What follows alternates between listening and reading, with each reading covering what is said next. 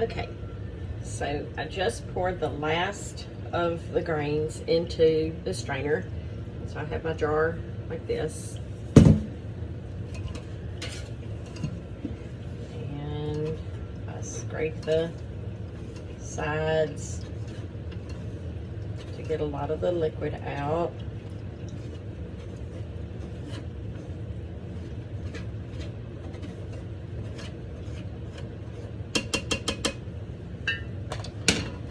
Once it's down to just grains and cream,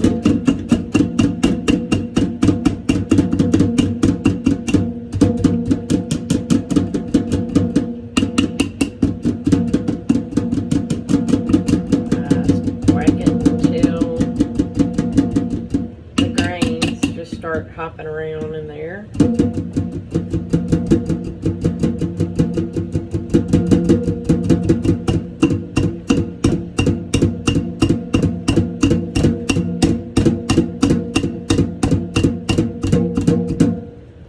Pretty much all you have left are grains with a little cream on them. Rinse. Whoops. There. I filtered water. I mean, you can probably use plain sink water, but I read somewhere that filtered water is better. So we already have a filter on our faucet, so I just use that. Try to knock some of that water out of there.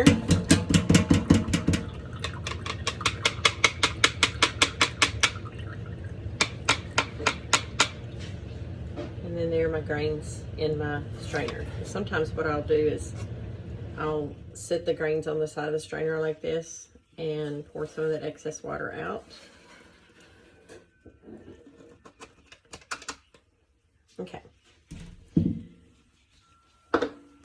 I will put this kefir into this jar. This is my extra jar, my overflow jar.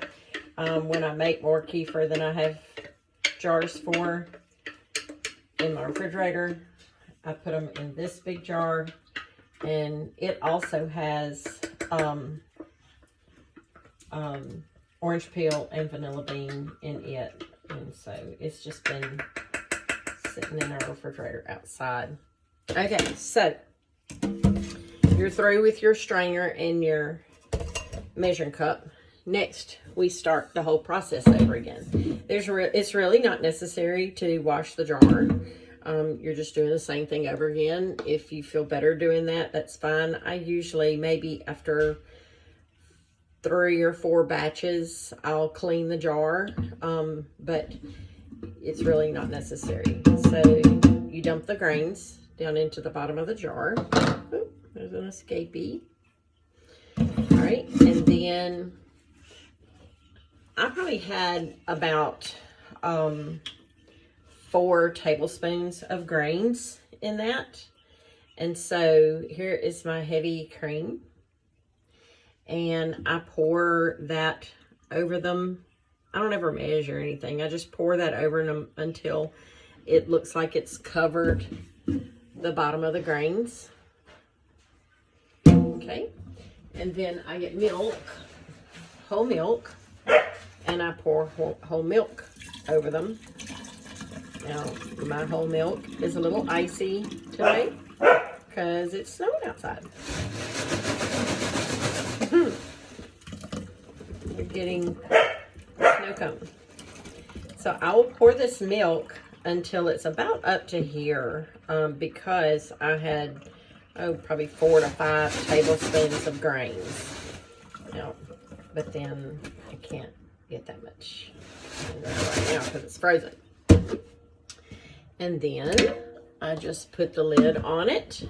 Now, I don't want to make this kefir just yet. So I'm going to put it in the refrigerator outside and let it sit. And it actually makes the grains go to sleep and they don't eat very much. And they won't actually start eating the lactose out of the milk until I take it out and sit it on the counter. But we're going to pretend that this is full of milk, not frozen in the jug. And we will sit it out on the counter and let it sit on the counter until you start seeing it separate.